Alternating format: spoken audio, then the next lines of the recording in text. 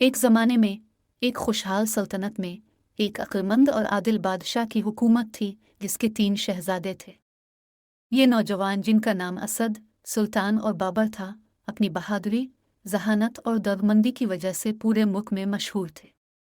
बादशाह इस बात को यकीनी बनाना चाहता था कि इसके बेटों को काबिल और नेक साथी मिले।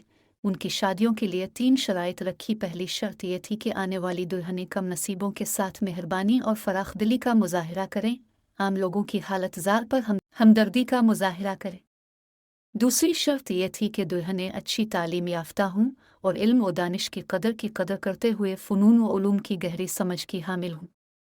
तीसरी और आखिरी शर्त सालमियत और इंसाफ की अहमियत पर जोर देती है, जिसमें दुल्हन को तकू का मजबूत एहसास रखने और किसी भी किस्म के जुल्म और जबर के खिलाफ खड़े होने की ज़रूरत होती है। एक दिन 3 अजीम बहनों की बादशाही में खबर पहुंची, जिनमें से हर एक ने बादशाह की तरफ से मांगी हुई खूबियों की मिसाल दी। सबसे बड़ी इसदवरा अपने खैराती कामों और एहसान के बेलोस कामों के लिए मशहूर थी। दरमियानी बहन सराफीना को इसके इल्मी मशागल और इल्म के हुसूल के लिए उसकी लगन के लिए मनाया गया।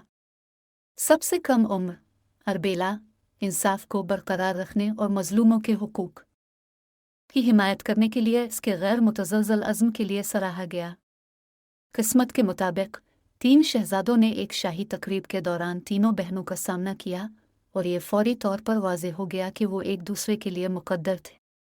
वक्त गुजरने के साथ शहजादों और बहनों ने मुहिम जोई का एक सिलसिला शुरू किया, जिसने उनकी बादशाही और उसके लोगों के लिए उनकी हिम्मत, हिकमत और लगन का इम्तिहान लिया। अपनी आजमाइशों और मुसीबतों के ज़रिए उन्होंने एक दूसरे के साथ गैर मुतज़लज़ल वफादारी और इत्तेहाद और ताउन की अहमियत की गहरी समझ का मुजाहिरा किया। जब उनकी शादी का वक्त आया तो बादशाही दिलकश सजावट से मुज़य्यन थी और खुशी की तकरीबात से भर गई। तीनों शहजादे भाइयों की तीनों अजीम बहनों से शादियों का चर्चा बन गया, जो हमदर्दी, अक्ल और इंसाफ के इत्तेहाद की अलामत है।